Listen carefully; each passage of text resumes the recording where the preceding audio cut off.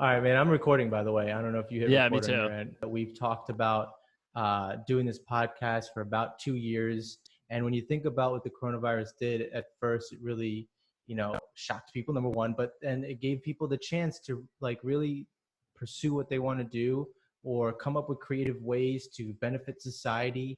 And that's actually like one of the pieces of what this whole Rising Laterally podcast is. It's this idea that in these times, you can help people.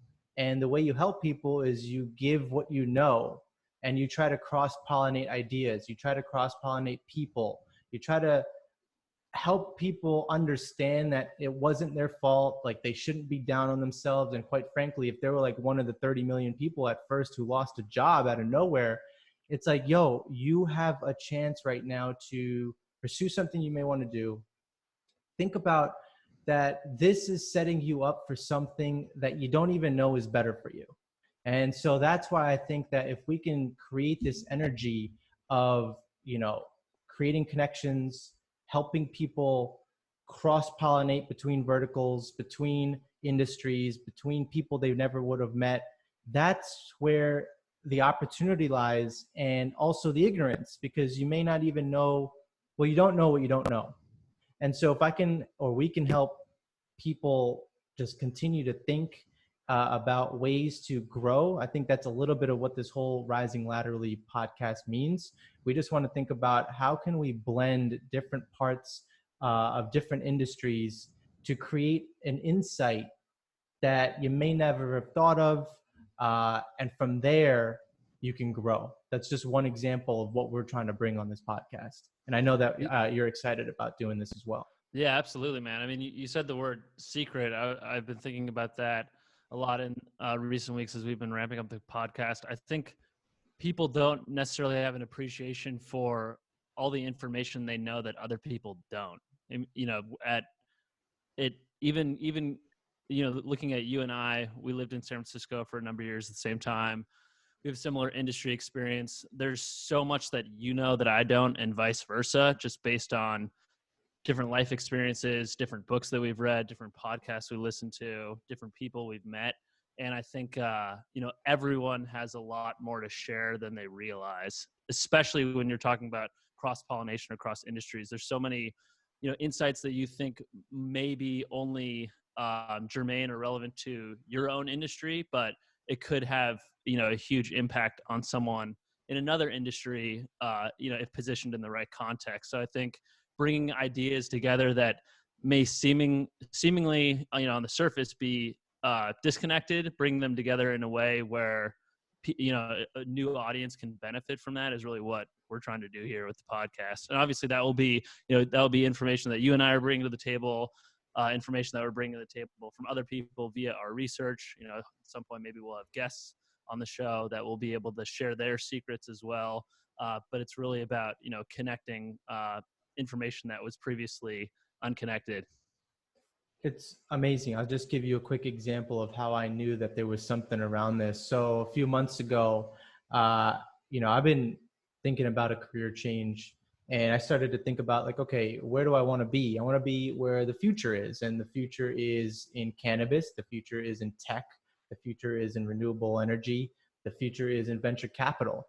And so I started to think about how can I blend all of that and figure out what to do next. And I started to have conversations with people, and like this was through networking on LinkedIn.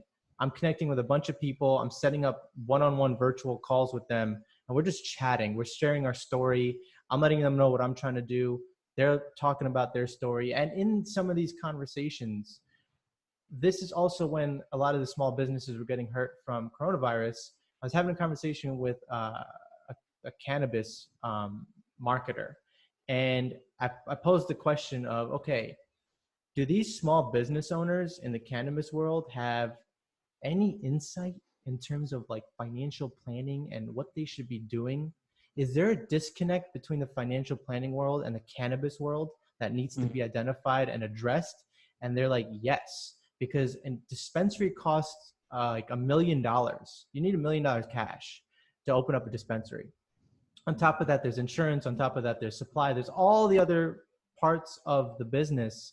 and running a business that you may not even realize. So here you are, you've saved all your money, and you finally are able to do $1 million transaction to open up a dispensary. And fast forward, you're now in a world where your dispensaries are not really needed because of delivery and stuff like that. So all of a sudden you're dealing with a lot of randomness that you didn't expect. And so, do you know how to manage that? Do you have a plan in place where you're not going to lose your business? So, just that right there, blending the vertical of financial planning and cannabis, and the fact that there is an opportunity there for someone to just teach basic financial planning to some of these small business owners so that they can actually go through with their plan. I mean, that's to me one tremendous vote of confidence that there is a need for this. And the more we dive into different topics, the more we're going to realize that there are connections that need to be made. And I think that through the course of this podcast, as we do our research, as we put in our effort, we're going to start to create that not only for ourselves, but for the listeners. And it's going to be quite the journey, dude. I'm excited to be on it with you because I know that you're putting the work behind the scenes. And like, let's just literally see what this, what the outcome is, literally starting from scratch. For sure. Yeah, man. I'm very excited. I think as it stands now, we're looking to connect a lot of different topics together, industry specific topics, talk about science, technology, philosophy more broadly. And I think ultimately people learning is a process of reconfiguring your brain, and the more flexible you can think, the more creatively you can think, the easier you can reconfigure the neural network that is your brain. So I think by hitting a lot of different topics and thinking about how those topics connect in novel ways, hopefully we'll become more flexible thinkers, and our audience will become more flexible thinkers as well. And obviously, our audience is bringing their own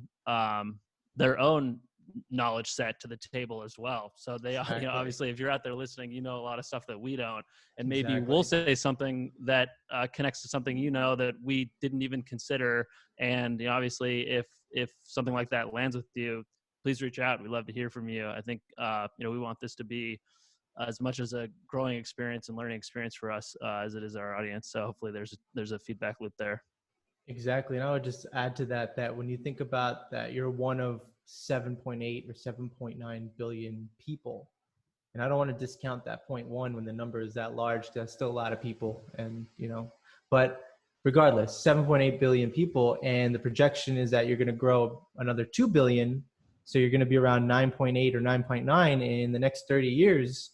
It's like right now is the chance to really open up like your lateral perspectives and start to see some of the things that a closed mind or a closed heart would miss.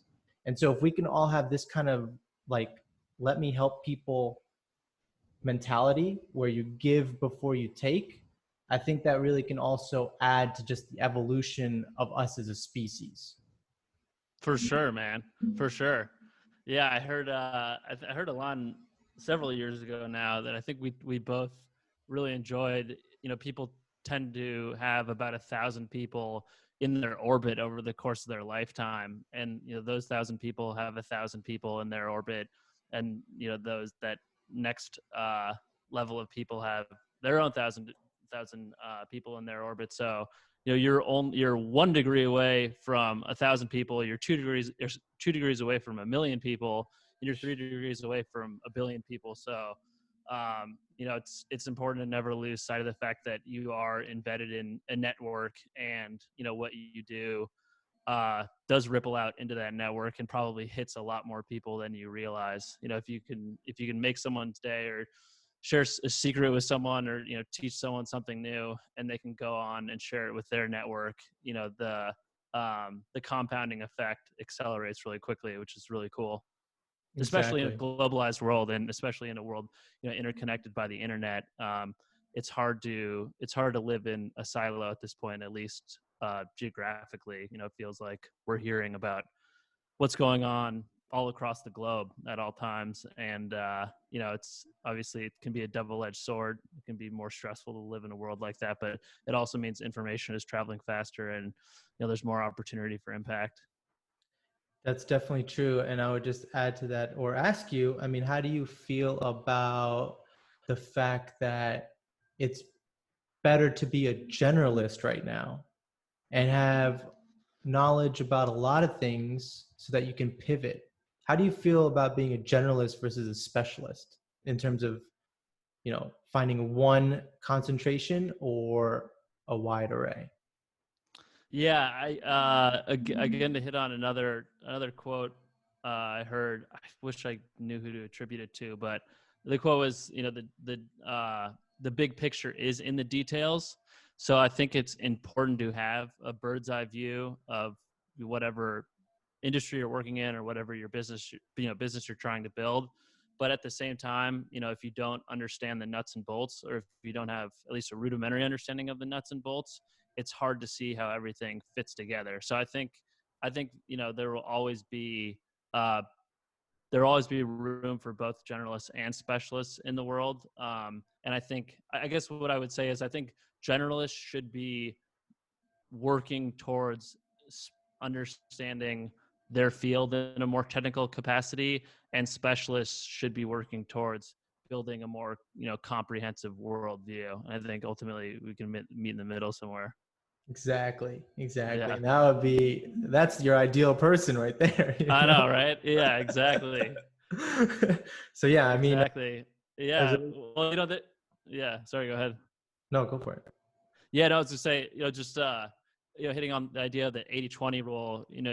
80% of the output is usually based on 20% of the input. So you think about, the income you generate at the end of the day, probably 80% of your income is attributed to like 20% of the most important work you're doing. Or you look at a company, 80% of the productivity is usually driven by 20% of the absolutely most, productive employees. Or if you go back to like kickball in elementary school, probably 80% of the points were scored by like the best 20% of the team. And I think that philosophy can be embraced by by generalists, in the sense that you don't need to build a specialization where you understand the whole thing from beginning to end. But if you can make a small investment of time, you'll get that 80% return, roughly speaking. So you don't need to understand something inside and out to get the benefit of studying it. And I think that's I think in large, I think that's to some extent the philosophy that we're embracing here. You don't need to get every last sort of drop out of the rag when you're studying something. But if you can get a fundamental understanding of it, you can apply it to other disciplines in useful or practical ways. Yeah, like a really funny person at a poker table can do. I'm just trying to add a little value here, man. Like if I can just, or we can just, in a conversation, share some value and help somebody take that and then apply it to like 80% of what they're doing, and Yeah, see them exactly. Yeah. grow, Yeah. that'd be something that would be beneficial for everyone. And I think that's how this whole thing grows. So, I mean, look, when it comes to rising laterally, I think we're all in the process of doing it. You could be at different phases. You could be someone who is late in life that's realizing that, hey, now is the time to get this energy out. If I start to have this type of energy, I can start to manifest the kind of life that I want. You could be someone who's already way deep in this process. But the reality is that it's a movement and it's an energy that is required to want to do this. And I'm just looking forward to future episodes.